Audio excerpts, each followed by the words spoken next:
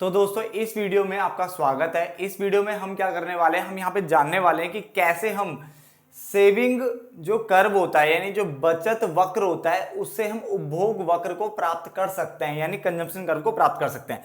इससे पहले वीडियो में हमने क्या जाना था, उसमें हमने जाना था कि अगर हमें कंजम्पशन कर्व गिवन है यानी हमें उपभोग वक्र गिवन है तो उससे कैसे बचत जो वक्र होता है जिसको हम सेविंग कर्व कहते हैं उसको निकालते हैं। तो पहले वाली वीडियो मैंने बनाई थी आपके लिए, ठीक है। ये दूसरी वीडियो है आपको, ठीक है, समझाने के लिए कि कैसे हम डेरिवेशन करेंगे कंजम्पशन कर्व का सेविंग कर्व से, यानी सेविंग कर्व से कंजम्पशन कर्व कैसे निकलेगा, या हिंदी में बोलूं तो बचत वक्र से, ठीक है, उपभोग वक्र प्राप्त करना। समझ में आ गया? तो ये हम सीखने वाले हैं। पहली वीडियो आपने अच्छे से देख लिए, ठीक है। बिल्कुल सेम उसी पैटर्न पे मैं प्रॉपर हिंदी इंग्लिश दोनों के लिए ये वीडियो बना रहा हूं, तो दोनों मीडियम के बच्चे इसको देख सकते हैं, ठीक है ना। और स्टेप्स भी आपको समझ में आ जाएंगे, ठीक है। तो दोनों वीडियो आपको देखनी है, पहले ही बन चुकी है, दूसरी ये वाली है। तो मैं इसमें देखो मार्कर्स यूज करने वाला हूं। सबसे पहले हम क्या करेंगे, जैसे उसमें किया था, सबसे पहले एक 45 डिग्री की, ठीक है, इस तरह से एक लाइन खींच देंगे, ठीक है। इसको हम AS बोल दें या Y बोल दें। ये आपका कितने डिग्री का होता है? 45 डिग्री का होता है। समझ में आ गया? ऐसे ही मैंने देखो Y एक्सिस तो सेम वैसे ही रखे जैसे पहले वीडियो में रखे थे। यहाँ पे मैंने I उत्पादन रखा है X एक्सिस पे, Y पे मैंने उपभोग और बचत रखा है। चाहे उपभोग बचत ऐसे लिख लो, चाहे एक ही जगह लिख लो, बात तो एक ही है, तो Y एक्सिस पे ना, तो ठीक है। तो इस तरह से मैंने यहाँ पे आपके लिए लिख दिया है, ठीक है। फटाफट से इतना बनाइए। अब आगे देखो क्या करना है। इतना करने के बाद अब देखो हम कंजम्पशन कर्व तो बना नहीं सकते पहले ही, तो हम क्या करेंगे, यहां से एक सेविंग कर्व बना लेंगे। इस बार पहले क्या बना लेंगे, सेविंग कर्व बना लेंगे ऐसे, ठीक है। ये हमारा सेविंग कर्व हो गया, जहां पे हमारा इस तरह से आप इसको लिख सकते हो। प्लीज पहले वाली वीडियो देख लेना तब ये बनाना, ठीक है। तो ये आपका ये हो गया S माइनस का A bar plus 1 minus B Y, इसको ये भी बोलते हैं, ठीक है ना। ये इसका फंक्शन होता है। इस पॉइंट को मैं क्या मान लो, इस पॉइंट को मैं B मान लेता हूं, चलो, या A मान लो। इस बार इसको A मान लेते हैं पहले, ठीक है। और ये वो जगह होती है जहां पे आपका S इक्वल टू क्या होता है, 0 होता है। S बराबर क्या होता है, 0 होता है, जिसको ब्रेक इवन पॉइंट भी बोलते हैं, मैंने बताया था ना, ठीक है। तो ये आपके लाभ अलाभ स्थिति होती है जहां पे ना प्रॉफिट ना ही लॉस, ठीक है ना। ये हो गया। इसके बाद मैंने कहा था इतना करने के बाद अब यहां से ना देखो, पिछली बार क्या था, हमने ऊपर से नीचे की ओर लेके आए थे ना। इस बार हम क्या करेंगे, यहां से लाइन लेके जाएंगे इस तरह से, और यहां कनेक्ट कर देंगे इसको इस तरह से, ठीक है ना। जहां पे हमारा Y और C आपस में क्या होता है, इक्वल होता है, जिसको हम क्या कहते हैं, ब्रेक इवन पॉइंट बोलते हैं। ब्रेक इवन पॉइंट वो लेवल होता है जहां पे Y बराबर C और S बराबर 0 होता है। और इस जगह पे मैंने आपको बताया था जो APC होता है वो आपका क्या होता है बच्चा, 1 होता है, और APS गल टू क्या होता है, 0 होता है, ठीक है। ये बातें याद रखनी चाहिए, ठीक है हमेशा। अब हम क्या करेंगे, एक लाइन लेके आएंगे इस तरह से, ठीक है। इसको मैं B मान लेता हूं। अब हम इस तरह से एक लाइन लेके आएंगे। आप स्केल का यूज करना कृपा करके प्लीज, ठीक है ना। देखो टेढ़ा हो गया थोड़ा सा अपना, इसको इस तरह से आएगा ये, ठीक है ना, ऐसे। तो हमारे C कंजम्पशन कर्व हो जाएगा, A bar plus B Y हो जाएगा, ठीक है ना। यहाँ पे इस तरह से कट कर लेना, ठीक है, यहाँ इसी बिंदु पे जो गोला बनाया था।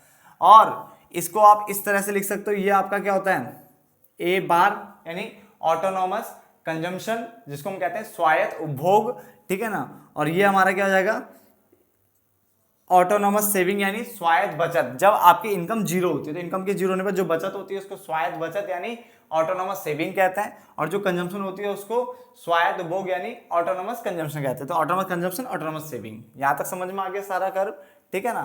कोई दिक्कत तो नहीं, ठीक है। पहले इतना बना लीजिए, फिर अब इसके हम कंस्ट्रक्शन के जो स्टेप्स है ना वो लिखते हैं कि हमने कैसे किया है।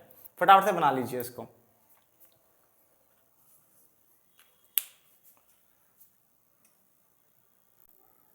अब इसके कंस्ट्रक्शन के पॉइंट्स देखिए, ठीक है, क्या लिखा हुआ है, steps for derivation of consumption curve. Consumption curve निकालना है यानी उपभोग वक्र को बनाना, ठीक है, फ्रॉम कंजम्पशन सेविंग वक्र, ठीक है, नहीं सेविंग कर्व, ठीक है ना।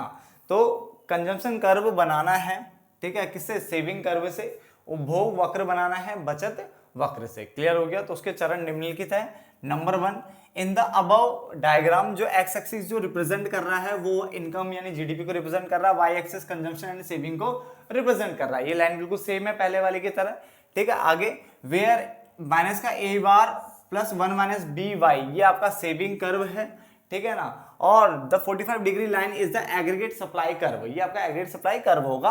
एट पॉइंट ए, जो मैंने पॉइंट ए बनाया था नीचे, ठीक है, यहाँ पे जो इस तरह से गया था, पॉइंट ए था मेरा, तो इस पॉइंट पर, ठीक है ना, इस पॉइंट पर saving is equal to zero, saving आपका जीरो होता है, S is equal to zero, ये मैंने आपको पढ़ा दिया था, यहाँ तक कॉमन है। हिंदी मीडियम वाले बच्चे आराम से उसको बना के लिख सकते हैं कि उपरोक्त जो चित्र है उसमें, ठीक है, जो एक्स एक्सिस है वो आपका आय और जीडीपी को दिखा रहा है, जबकि जो वाई एक्सिस है, यानी जो वाई अक्ष पर आप उपभोग और बचत को दिखाया गया है। क्लियर है? उसके बाद नीचे लिखना वेयर, जो ये वाला फंक्शन है, फलन है, ये बता रहा है सेविंग कर्व यानी बचत वक्र को, और 45 डिग्री लाइन जो है आपकी, ठीक है ना, वो आपको बता रहा है समग्र पूर्ति वक्र को। क्लियर हो गया? उसके बाद नीचे लिखा हुआ है एट पॉइंट ए, जहां पॉइंट ए यानी ए बिंदु वो है जहां पे ए बिंदु पर जो बचत है वो बराबर क्या जाएगी, जीरो। तो हिंदी मीडियम वाले भी लिख सकते हैं ना, कोई दिक्कत तो नहीं है। ठीक, चलो। उसका ड्रॉ परपेंडिकुलर लाइन, अब आपने एक लाइन ड्रॉ की थी फ्रॉम पॉइंट ए, यहां से ड्रॉ की थी ऊपर की तरफ, अगर आपको याद हो तो, विच इंटरसेक्ट, जो कि काटेगा किसको, एग्रीगेट सप्लाई कर्व को उसने काटा था। ठीक है, अगर आपको एग्रीगेट सप्लाई कर्व हो तो कुछ इस तरह का गया था, इसने यहाँ पे इसको कट कर दिया था, है ना। एट पॉइंट बी, इसको मैंने पॉइंट बी माना था, देख लेना, ठीक है ना, क्यों मैंने मिटा दिया वो, ठीक है ना, मैंने पहले बताया था थोड़ा मैनुअली करना पड़ता सारा, तो फिर मिटाना पड़ जाता जगह के कारण, ठीक है ना। तो देख लेना पॉइंट बी लिखा होगा तो पॉइंट बी बोल रहा हूँ, ठीक है, ऊपर वाले पे। तो ये पॉइंट बी माना था मैंने, और लिखा एट दिस पॉइंट कंजम्पशन जो है वो इनकम के इक्वल हो जाता है, इसको ही हम ब्रेक इवन पॉइंट भी कहते हैं, इसको क्या कहते हैं, ब्रेक इवन पॉइंट भी कहते हैं। क्लियर हो गया?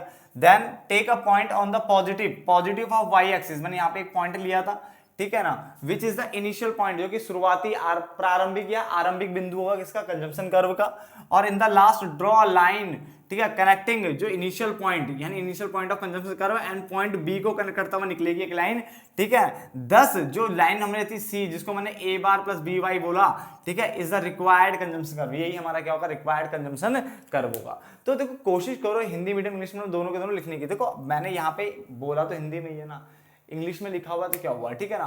तो आप इसको आराम से हिंदी वाले मीडियम वाले बच्चे लिख सकते हैं। मैंने दोबारा जैसे पहले वीडियो में बताया था कि आप लिखिए, और उन स्टेप्स को लिखने के बाद, ठीक है, जो मैं आजकल इन 2 वीडियोस में तो मैंने इंस्टा की आईडी नीचे नहीं डाली है, बट इसके अलावा कोई और वीडियो देखोगे तो वहाँ इंस्टा की आईडी आपको मिल जाएगी, ठीक है ना। तो उस इंस्टा आईडी पे आप जाकर वहाँ पे मैसेज कर सकते हो कि मैंने ये स्टेप्स लिखे हैं, आप प्लीज एक बार चेक कर लीजिए, मैं चेक कर लूंगा, ठीक है ना। तो फटाफट से नोट डाउन कर लीजिए, ठीक है, काफी इंपॉर्टेंट क्वेश्चन बनता है अपने आप में। तो मिलते हैं फिर किसी और नई वीडियोस में, तब तक के लिए धन्यवाद दोस्तों।